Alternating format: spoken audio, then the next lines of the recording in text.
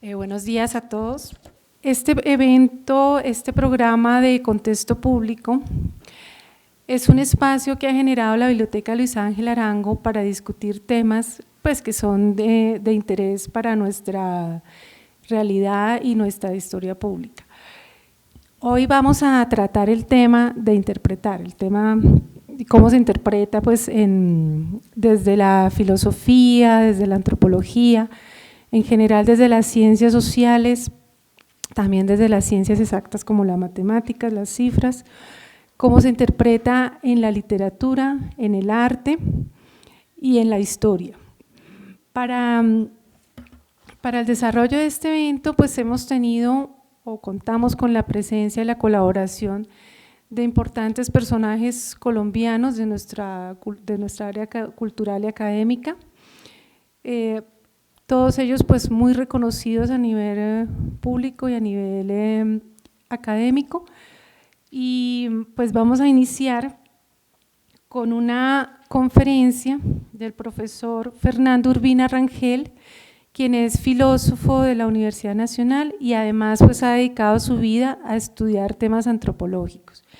El profesor Urbina Rangel, a quien agradecemos que nos acompañe en esta mañana, nos va a hablar de lo que significa interpretar, del arte de interpretar, del arte de entender y de hacerse entender. Entonces los dejo con el profesor Urbina. Una vez él termine, abrimos una sesión de preguntas. Pues, en general las sesiones de preguntas pues serán muy breves, yo creo que escogeremos solo unas 2 o 3 preguntas del público, por lo que tenemos espacios tan cortos y tantos eventos seguidos. Mil gracias. Profesor.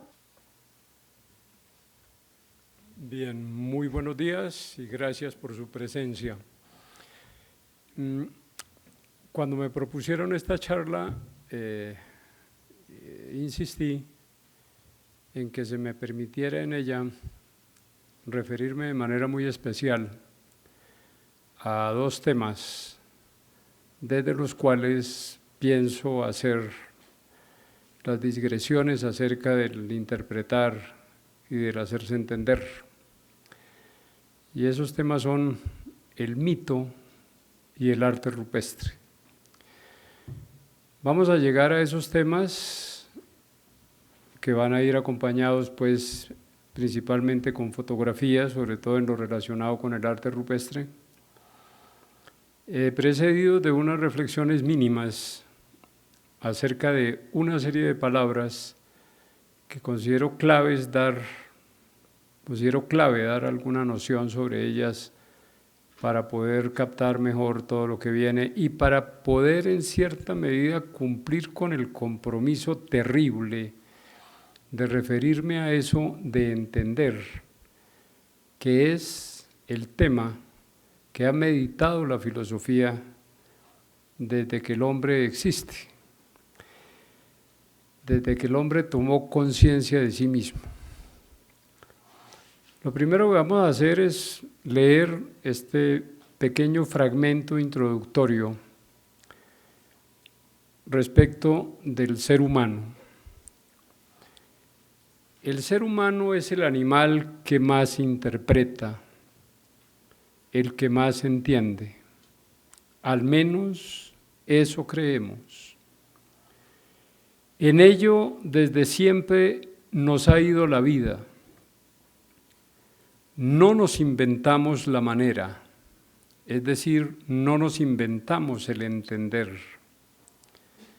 La chispa inicial del interpretar reside en nuestro más profundo cerebro, en el del pez que fuimos, ese que salió del mar y se arrastró por la ribera y terminó trepando a los árboles, madurando en ellos como una fruta cósmica para después descender a la tierra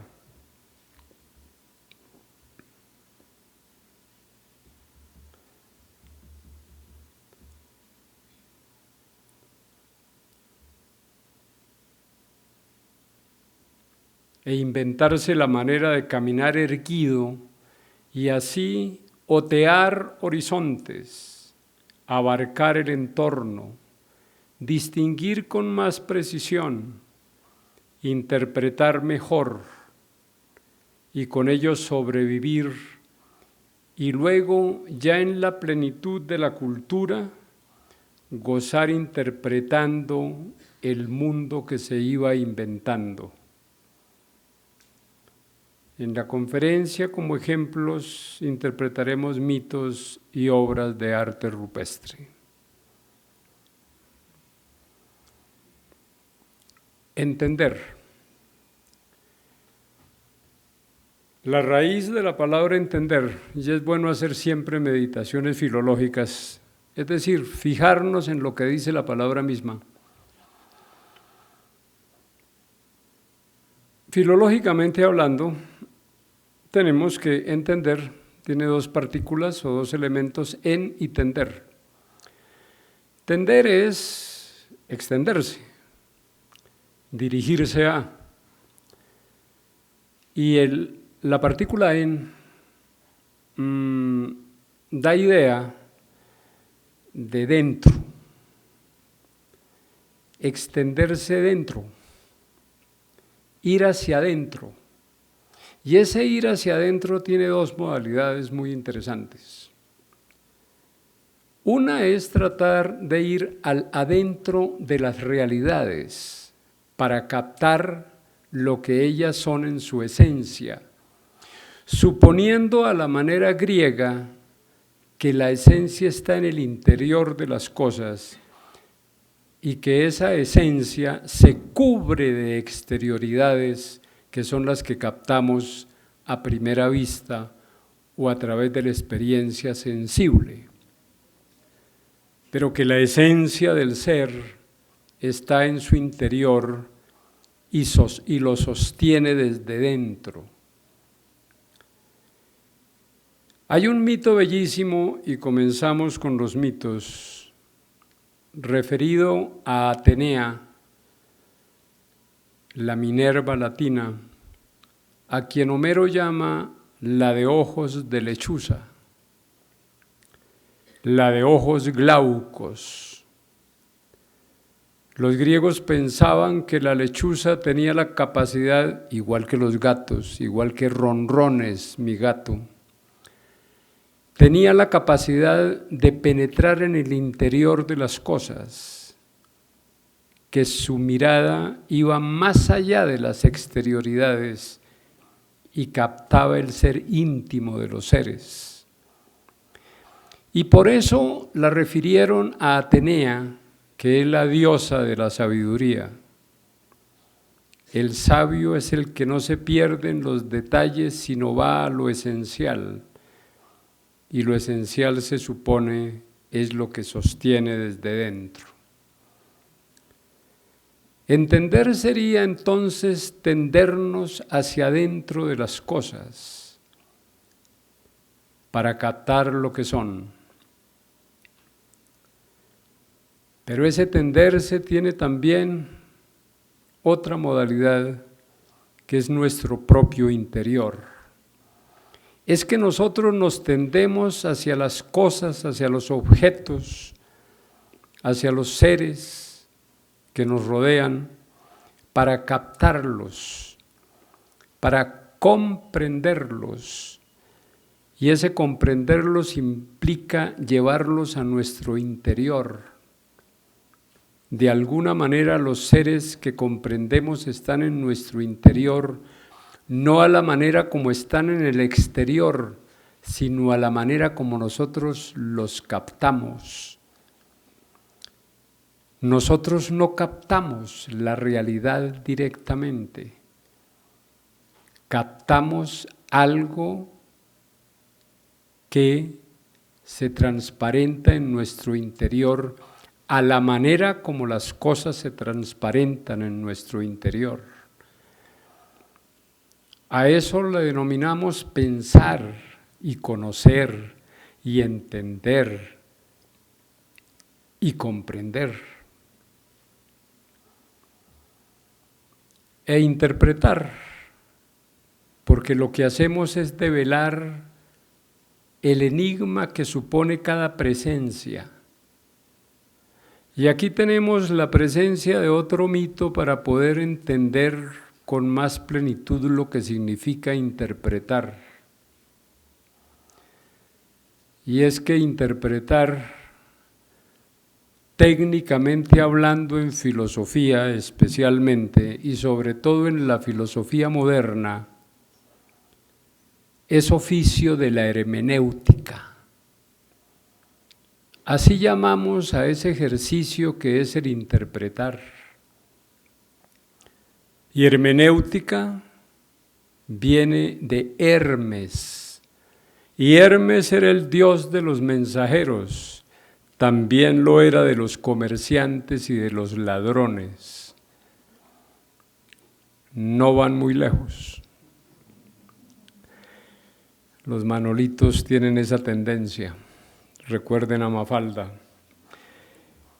El hecho es que Hermes era el dios de los mensajeros y llevaba mensajes cifrados que tenían que ser interpretados para poder entenderlos, para poder comprenderlos. Y eso es lo que hacemos los seres humanos en último término. Estamos en un mundo que siempre resulta enigmático y que cada vez resulta más enigmático, a pesar de las aclaraciones que vamos haciendo de él, porque a medida que aclaramos se nos presentan más preguntas, y eso es lo delicioso del saber, que no se acaba. ¡Qué jartera! Ser como los dioses que todo lo saben. Cuando lo interesante es saber que hay algo por saber y nos aplicamos a ello.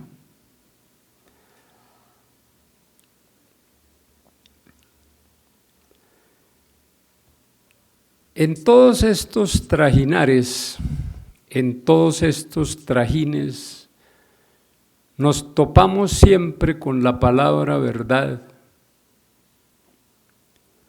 porque lo que queremos es saber la verdad acerca de las cosas, pero la verdad es terriblemente huidiza, se nos escapa continuamente. A lo sumo tenemos una parte de ella y eso ha sido la experiencia de la especie humana. La buscamos afanosamente, creemos tenerla. Llegamos hasta morir por ella. Y lo que es peor, matar por ella. Si fuera simplemente morir, bueno, allá cada quien. Pero es que a algunos se les ocurre matar por su verdad. Y terminan haciéndolo sistemáticamente. El hecho es que la palabra verdad es bastante controvertida y para aclarar un poco su sentido es bueno recurrir a la etimología y sobre todo a la etimología de la palabra en griego, que es una delicia explorarla. Verdad en griego se dice aletheia. Tiene dos componentes, a y letheia.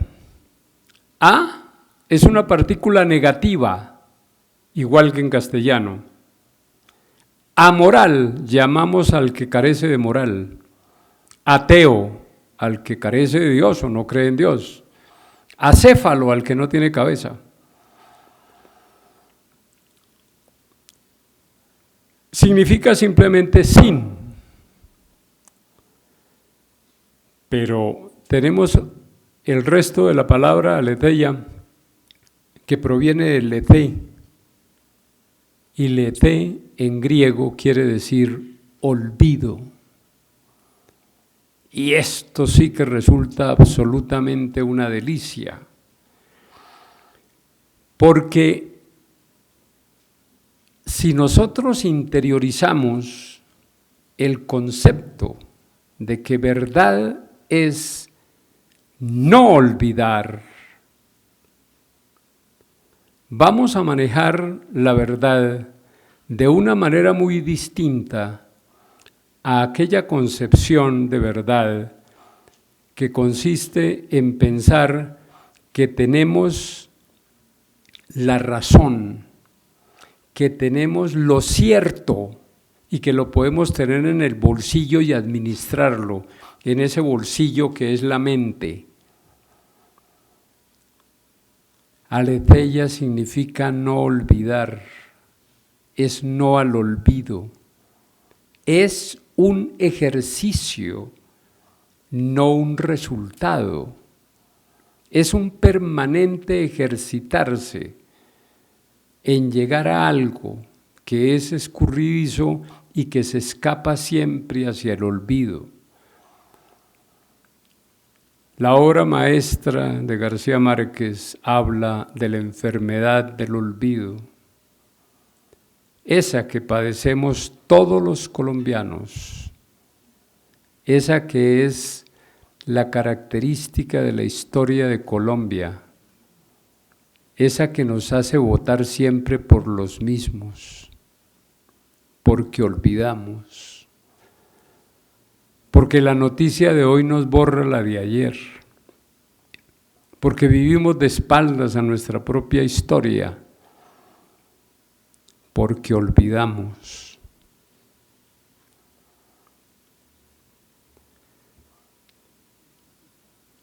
En la primera clase de filosofía que recibí en la Universidad Nacional, el profesor Carrillo, que ideológicamente renegaba de su origen porque era de origen cancuamo, de la Sierra Nevada, pero se había educado en Alemania y en Alemania se habían encargado de borrarle todo vestigio de pensamiento indígena. Me enseñó que lo opuesto a la verdad, entendida como posesión de lo cierto y no como no olvidar, era el mito. Y que la filosofía había nacido cuando los hombres fueron capaces de alejarse del mito y contraponerlo a la verdad. Y yo no me comí el cuento. Y empecé a buscar, desde la primera clase de filosofía, algo que me orientara un poco más, porque veía que como que no me encajaban ciertas cosas. Mi padre me había enseñado a leer en libros de mitología griega. Entonces yo tenía una afición por los mitos desde la infancia, y eso de que me los vinieran a invalidar de golpe y porrazo no me gustó ni cinco.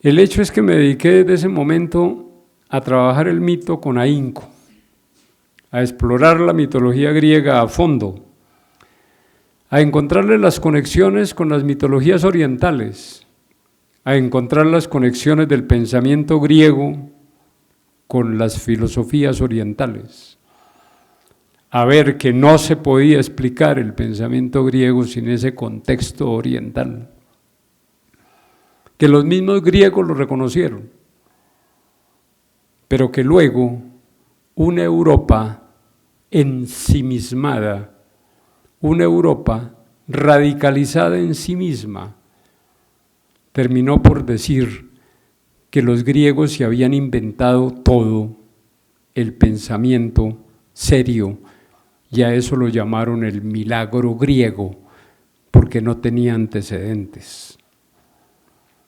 Y ahí sí, como decía nuestro buen Serpa en determinado momento, al menos bueno en ese momento, mamola.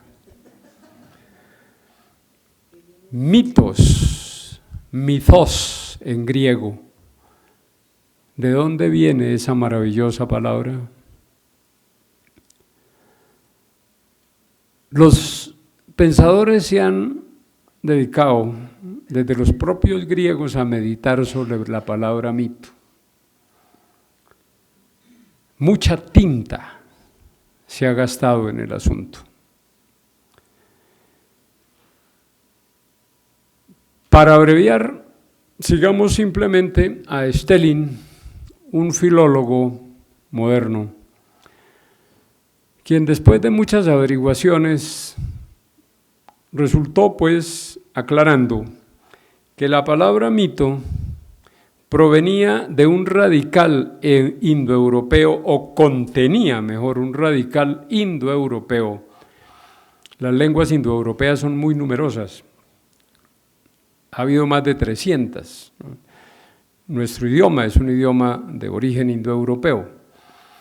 Latín, griego, alemán, inglés, francés, en fin, persa, sánscrito, son idiomas indoeuropeos. Tienen en común unas raíces. Entonces los filólogos rastrean esas raíces y buscan el sentido que tienen esas raíces en los diferentes idiomas, las palabras a las cuales dan origen, el sentido que tienen esas palabras, etc. Y de esa manera logran llegar a percibir un poco su sentido original. Meud es el radical, o mud,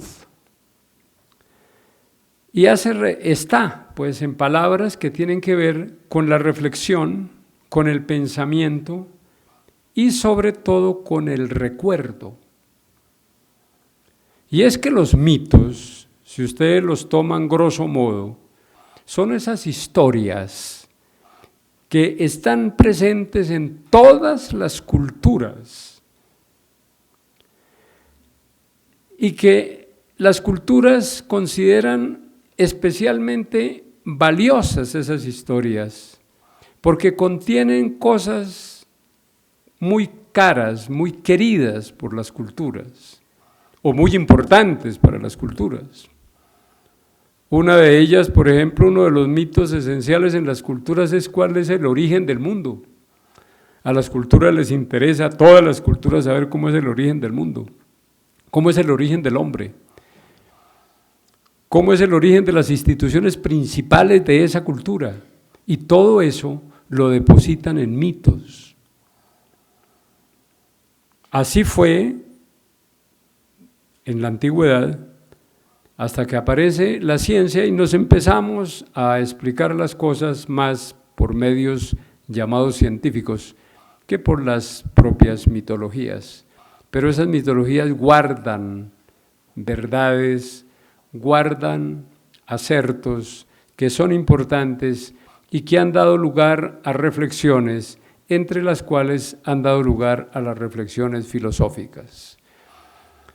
Esa preocupación por los orígenes de la realidad llevó a algunos filósofos griegos a dar algunas de las respuestas que hoy día todavía funcionan respecto de cuál es o cómo es o qué es la realidad desde el punto de vista físico, por ejemplo. Entonces, los mitos son, en definitiva, un recurso que el lenguaje, que el discurso le ofrece al hombre, o que el hombre se ha inventado para recordar lo que considera más importante. El mito es un recurso para recordar.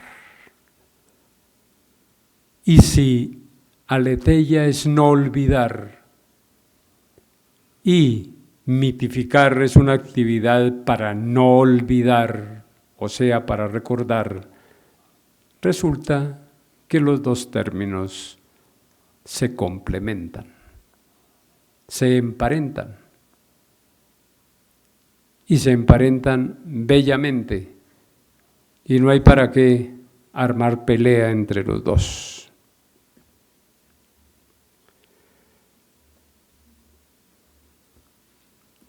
Voy a echar mano de otra palabra que viene muy a propósito para hablar del entendimiento, de la comprensión, del pensar, del saber, del conocimiento en general. es una palabra muy fácil de analizar, es la palabra cosmovisión. Resulta que todo ser humano tiene una visión de la realidad. Entiéndase por realidad lo que se quiera entender. Sea culto, es decir, muy enterado o poco enterado, tiene una noción de la realidad y suele comportarse conforme a esa visión. O termina teniendo la visión de la realidad de acuerdo a la manera como se comporta con esa realidad. El hecho es que la palabra cosmovisión se está volviendo bastante popular. Se confunde con otras. He encontrado que mucha gente, por ejemplo, en lugar de utilizar la palabra cosmovisión, le está dando por utilizar la palabra cosmogonía o incluso cosmología. Y tienen sus diferencias, desde luego. Mis amigos indígenas utilizan mucho la palabra cosmogonía, se les metió esa idea y entienden por cosmogonía lo que generalmente se debería entender por cosmovisión.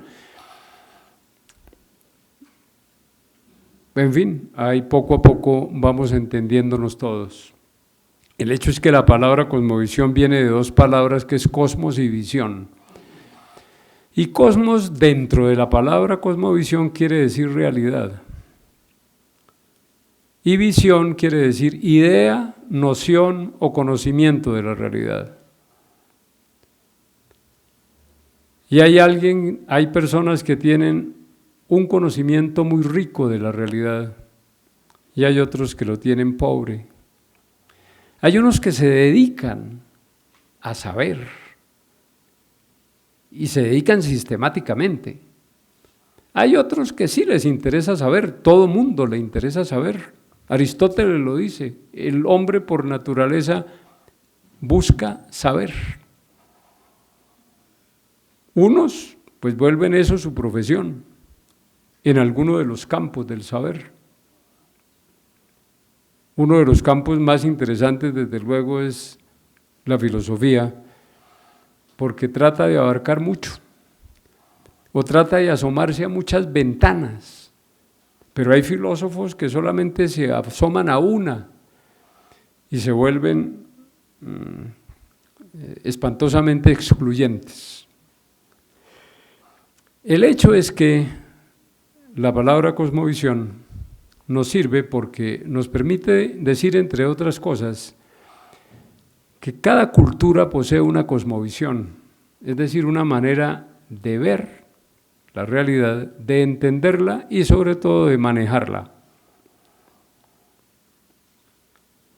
Y como cada una de las culturas se asoma a unos aspectos de la realidad que otras culturas no se asoman, es extraordinariamente útil poner culturas en contacto con el fin de establecer puentes y de hacer diálogo cultural.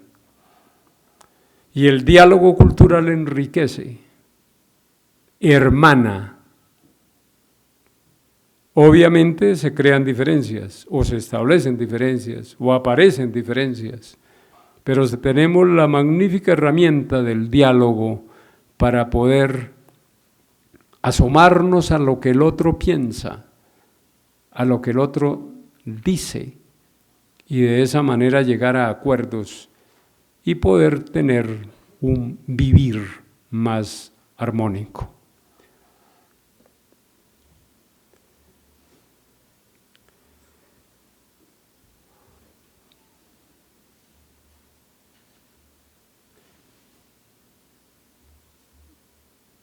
Uno de los elementos más polémicos, desde luego, y en el cual es difícil ponerse de acuerdo, es en el concepto de ser humano.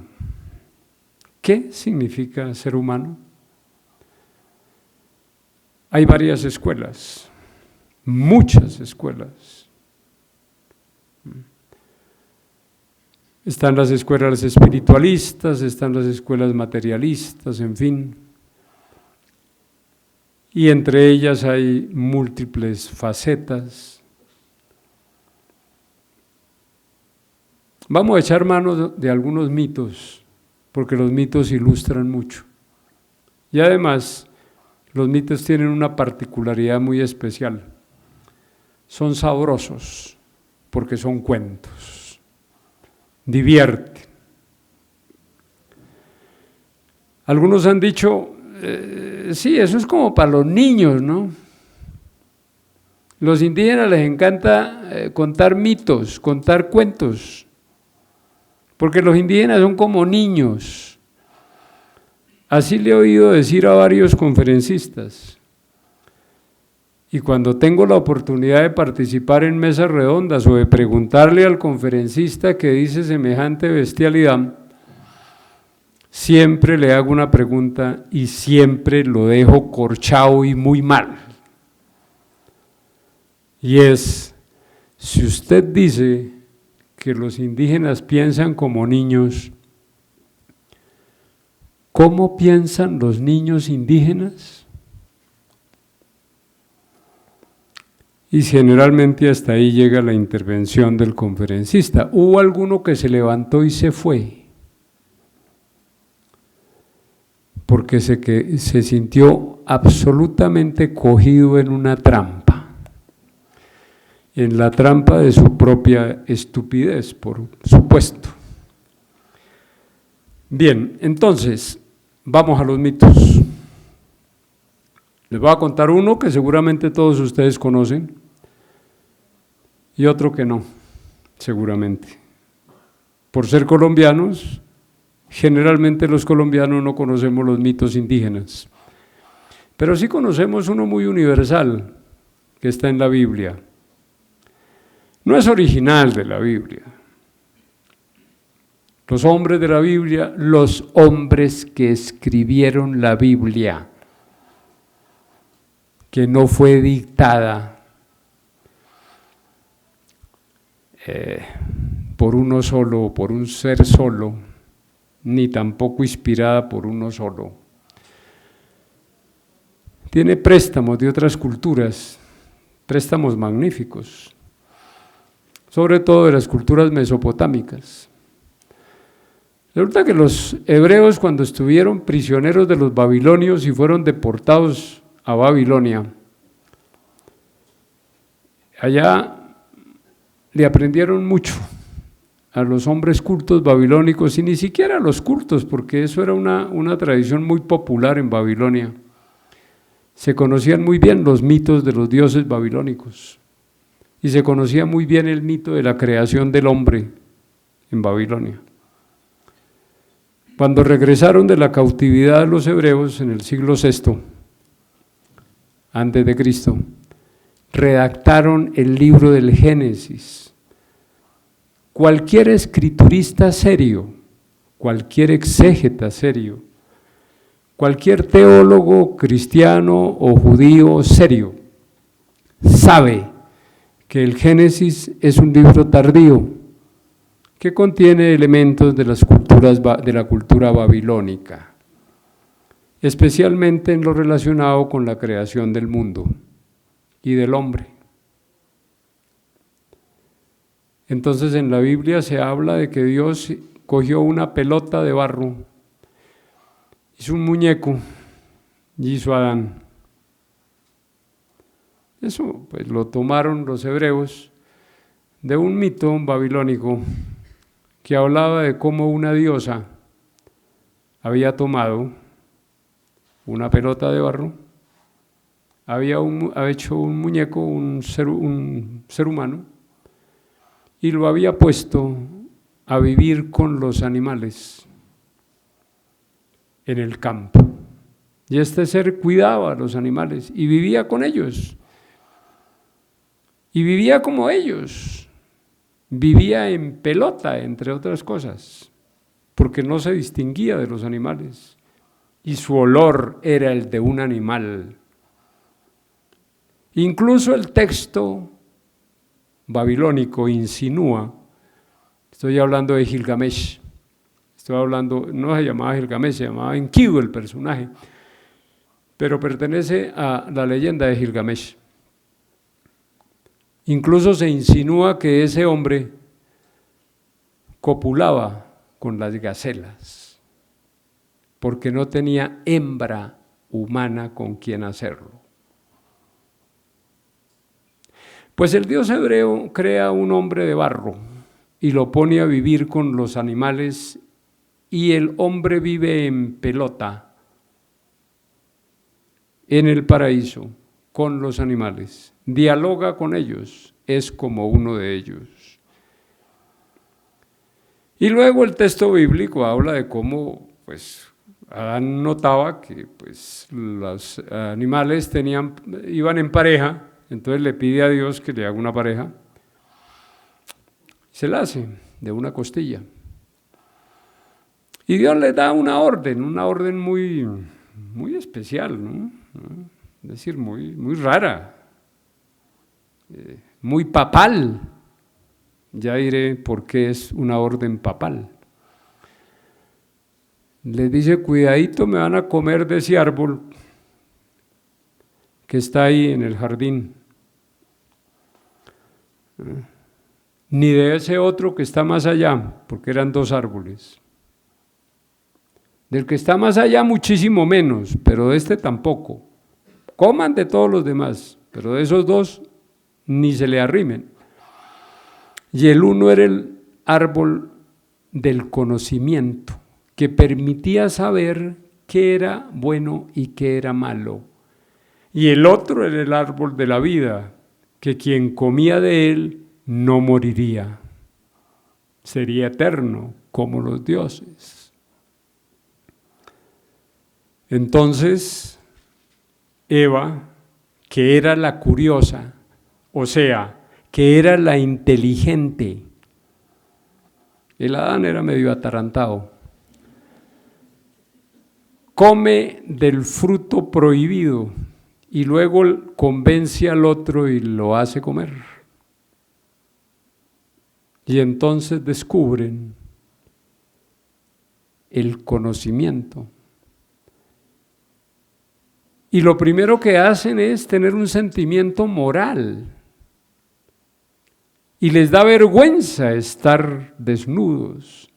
Y entonces se tapan con un manojo de hojas. Y de esa manera crean el primer instrumento. Y la definición de hombre que más funciona en filosofía es que el hombre es un animal racional instrumental. O sea, que es capaz de conocer, que es capaz de tener sentimiento moral, porque es capaz de conocer, y porque maneja instrumentos y es capaz de crear instrumentos. Todo esto también en cierta medida lo hacen los animales también tienen cierto tipo de conocimiento, no tan complejo como el del hombre, eso creemos. Y también, pues, manejan algunos instrumentos, ¿no? Sacan hormigas con un palito, por ejemplo. Hay unas chimpancés que utilizan lanzas para chuzar a los colobos, para que salgan de los huecos y agarrarlos, matarlos y comérselos. Hace poquito descubrieron ese comportamiento y lo publicaron en una de las revistas científicas de más prestigio del mundo, después de muchos años de observación. Y esas chimpancés hembras tienen en ese grupo de chimpancés una ventaja muy especial, y es que los machos dominantes no les arrebatan la presa. Respetan que ellas, siendo inferiores en tamaño y en fuerzas, se coman la presa que han capturado y no se la quitan, como sí sucede con los otros chimpancés. Estoy hablando de chimpancés bonobos. Los otros chimpancés, que son los menos parecidos al hombre, esos sí le quitan las presas a los demás, a los más débiles.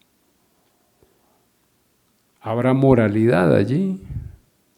Lo cierto es que ese grupo de chimpancés hembras, o en ese grupo las hembras cazan más que en otros grupos. ¿Por qué? Porque saben que no les van a arrebatar la presa. Y se trata de animales salvajes, no de animales en cautiverio. Bien, el hecho es que los seres humanos, ¿no?, según el mito bíblico, fuimos arrojados del paraíso. Fuimos arrojados de la matriz silvestre donde estábamos como unos animales más y nos convertimos en verdaderos hombres solo y cuando fuimos expulsados del paraíso. O mejor, cuando fuimos verdaderos hombres, fuimos expulsados del paraíso, no antes. Entonces, lean la Biblia con cuidado y háganse la pregunta, entonces, ¿quién creó al hombre? ¿No sería la serpiente?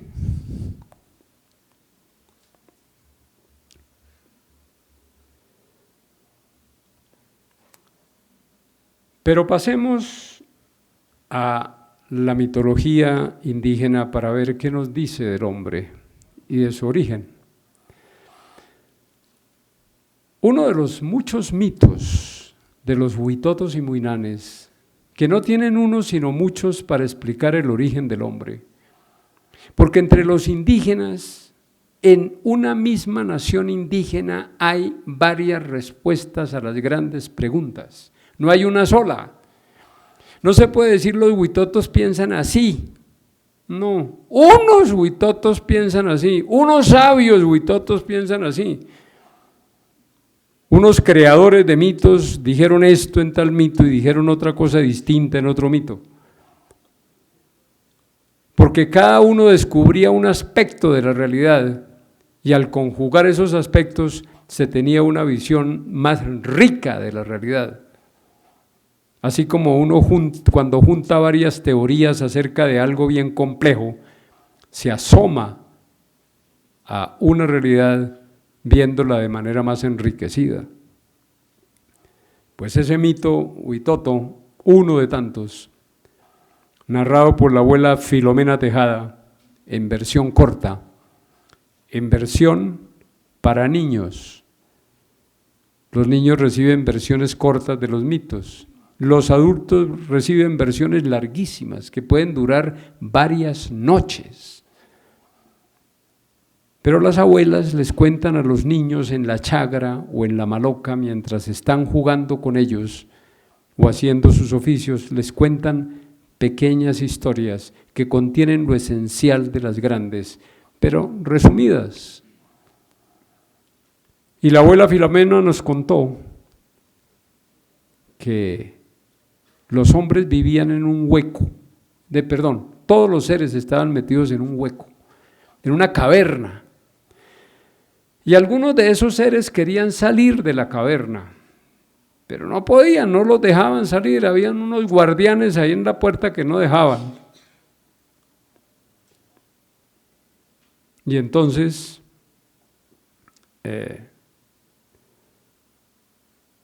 alguno se asomó mucho, pues, y le dijo ahí al que estaba, déjeme salir. Y el Dios que estaba ahí en la puerta de la caverna le dijo, no, usted no puede salir porque tiene cola, y los que tienen cola tienen que quedarse dentro. Dice el mito que en esa época, que en ese tiempo sin riberas de los mitos, los hombres tenían cola, los seres humanos tenían cola. Aún nos queda un tricito de cola, ahí se la pueden todos ustedes tocar, pero es un tricito apenas. Lo que quedó después de que este ser le dijo al Dios, ¿y por qué no me la corta? Entonces el dios, valiéndose de los oficios muy interesados de una avispa carnicera, le cortó la cola a ese ser. Y otros que venían detrás fueron prestándose a la misma operación y fueron saliendo y saliendo y saliendo de esa caverna, y la avispa carnicera les iba cortando y cortando las colas. Es que en el Amazonas hay avispas que comen carne, y si uno se queda muy quieto por ahí, de pronto le arrancan un pedazo. Generalmente son carroñeras, ¿no? Entonces no hay mayor problema, pero las hay. El hecho es que estos seres salen de ese hueco, de esa caverna, todos untados de barro, porque era un hueco barroso. Ese barro es el símbolo, en último término, ¿no?, de el líquido amniótico, que es el con el que vienen untados, con el que vinimos untados todos nosotros al nacer. Entonces, se fueron todos a bañar en una laguna que estaba cerca. Esto sucedió en La Chorrera, en Cordillera, abajo de La Chorrera, en el río Igará, Paraná. Entre el Caquetá y el Putumayo, está el punto exacto. Se fueron a bañar. Y además, los hombres al bañarse se cortaron los cordones umbilicales y los tiraron al agua. Y se fueron convencidos de que ya eran distintos a aquellos que habían quedado en la caverna y no habían podido salir, y que quedaron convertidos en micos para siempre. Y el mito nos enseña que el hombre, el ser humano, es el que es capaz de salir de la matriz silvestre, igual que Adán y Eva salieron del paraíso, que es la matriz natural.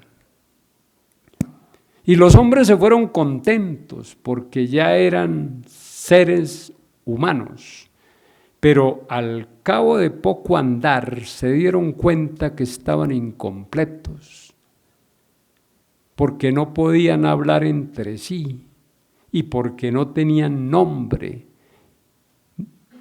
Las tribus no habían recibido nombre. Entonces volvieron a su lugar de origen porque sabían que en su lugar de origen estaba el secreto de los nombres. El secreto de los nombres debía residir en los cordones umbilicales, que era aquello que los conectaba con el origen. Y volvieron a buscarlo y no los hallaron, o mejor, sí los hallaron, pero resulta que los cordones umbilicales se habían juntado y habían creado un ser alargado e inmenso, una gran serpiente. Y ellos dijeron, tenemos que capturar a la serpiente, porque ahí está el secreto de nuestros nombres. Y tratan de capturarla y no pueden, porque se les desliza entre los dedos, no pueden agarrarla. Entonces invocan las fuerzas del dios, y un dios viene en forma de gavilán, agarra a la serpiente y la tira fuera del agua, y entonces los hombres la pueden repartir. Y cada vez que cortan un pedazo, se llama a un grupo, y ese grupo recibe una porción de carne de la serpiente ancestral, y recibe su nombre como nación, y recibe su idioma respectivo. Y de ahí salen los alemanes, los irlandeses, los franceses, los huitotos, los muinanes, los carijona, los boras, los muiscas, los peruanos, los ecuatorianos, los colombianos, salen todos, según el relato de algunos abuelos. Según el relato de otros, salen solamente las tribus indígenas. Porque hay abuelos que son internacionalistas y colocan dentro del origen del mismo origen a todos los seres humanos. El más internacionalista de todos fue el abuelo que me enseñó a mí, que era el abuelo don José García de la nación Muinane. Y este hombre, este gran sabio, me enseñaba que a todos les correspondió la misma cantidad de carne para que ninguno se fuera a creer superior a los demás. Y así venían hasta que llegaron en la repartición al centro de la serpiente, donde la serpiente se abulta, donde la serpiente es demasiado gruesa. Entonces, para no cometer injusticia, ahí se paró la repartición, porque se pensó que si se partía de ese sector de la serpiente, a algunos les iba a corresponder más carne que a otros y se iban a sentir superiores. Obvio, en una sana lógica tarada occidental se podría argumentar, bueno, pues entonces el trozo se corta más angostico y así le sigue correspondiendo a cada uno la misma cantidad de carne. Pues no, porque si se hace eso, se tiran el cuento, echan a pique el cuento.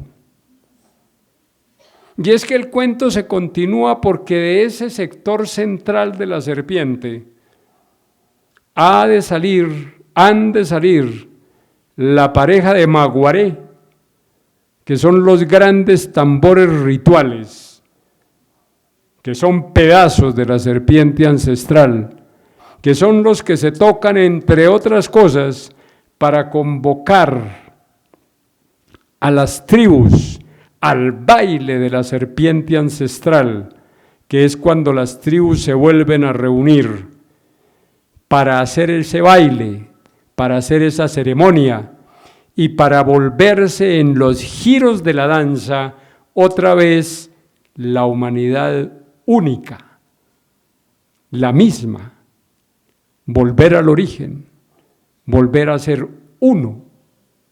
Y ese es el propósito de ese baile, que es el baile más importante de los huitotos. Y la gente recibe su porción y se va feliz de la vida porque ya tiene nombre e idioma y se considera completo, se consideran completos. Pero luego se dan cuenta que les falta algo y vuelven otra vez al origen porque algo les falta. ¿Y qué les falta? Les falta el banco, les falta que cada tribu reciba su banco, el banco pequeñito donde se sientan los abuelos a contar las historias, a contar entre otras las historias del origen, a contar las historias del respectivo pueblo, porque un pueblo que no sabe su historia no es pueblo, no es gente. Y harto que nos falta a los colombianos para ser verdadera gente, al estilo de los huitotos y muinanes, que exigen que para hacerlo uno sepa su origen, su historia, y no la niegue, como la negamos frecuentemente nosotros, todos mestizos, y hemos hecho de la palabra indio un insulto. Luego les faltan otras cositas, desde luego, que se van adquiriendo por el camino, como son, por ejemplo, las plantas rituales, especialmente la coca y el tabaco, para poder entender lo que dicen las fuerzas, para poder entender lo que dice el conjunto de la realidad, que se vuelve un Dios, y de esa manera poder saber manejar el mundo. De eso se trata en definitiva. Entonces tenemos ahí dos visiones del hombre y dos compromisos muy especiales. La necesidad, pues, de saber, la necesidad de entender, de comprender la realidad, pero fundamentalmente la necesidad de comprendernos a nosotros mismos, la necesidad de encontrarnos con el otro, en el diálogo, en el encuentro con el otro, para poder tener conciencia propia, para poder tener algo en común que nos haga ser más cada vez. Se nos quedaron por fuera las obras de arte rupestre, porque ya se acabó el tiempo, ¿no es cierto? Sí, señor. De manera que en otra oportunidad hablaremos de todo ello. De todas formas, si ustedes quieren el complemento del arte rupestre, lo pueden encontrar en mi página web. Mi página web se titula www.amazoniamítica.com.